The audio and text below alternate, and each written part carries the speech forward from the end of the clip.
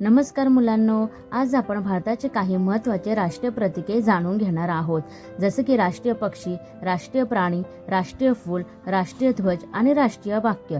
चला तर मग सुरू करूया. राष्ट्रीय पक्षी. राष्ट्रीय पक्ष्याचं नाव आहे मोर. मोरला इंग्लिशमध्ये पिकॉक म्हणतात. भारताचा राष्ट्रीय पक्षी म्हणजे मोर. मोर खूप सुंदर आणि रंगीबिरंगी असतो. त्याचे पंख अतिशय आकर्षक असतात आणि पावसाळ्यात तो नाचतो. राष्ट्रीय प्राणी. राष्ट्रीय प्राण्याचं नाव आहे वाघ. वाघला इंग्लिशमध्ये टायगर म्हणतात. भारताचा राष्ट्रीय प्राणी वाघ आहे. वाघ खूप शक्तिशाली आणि धाडसी प्राणी आहे. तो भारताच्या जंगलांमध्ये आढळतो. राष्ट्रीय फूल. राष्ट्रीय फुलाचं नाव आहे कमळ. कमळला इंग्लिशमध्ये लोटस म्हणतात. भारताचे राष्ट्रीय फूल म्हणजे कमळ.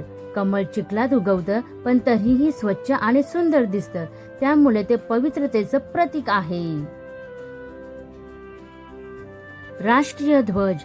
राष्ट्रीय ध्वजाचं नाव आहे तिरंगा. तिरंगाला इंग्लिशमध्ये इंडियन फ्लॅग असे म्हणतात. भारताचा राष्ट्रीय ध्वज तिरंगा म्हणून ओळखला जातो. यामध्ये 3 रंग आहेत, केशरी, पांढरा आणि हिरवा.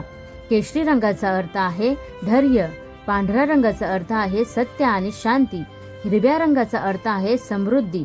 अशोक चक्राचा अर्थ आहे 24 आरे. राष्ट्रीय वाक्य. राष्ट्रीय वाक्याचं नाव आहे सत्यमेव जयते.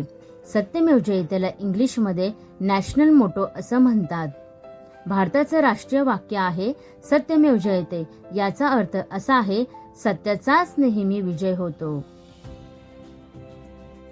मित्रांनो, ही माहिती तुम्हाला आवडली असेल तर व्हिडिओला लाईक करा, शेअर करा आणि चॅनलला सबस्क्राईब करायला विसरू नका. Bye bye. मिळूयात नेक्स्ट व्हिडिओमध्ये.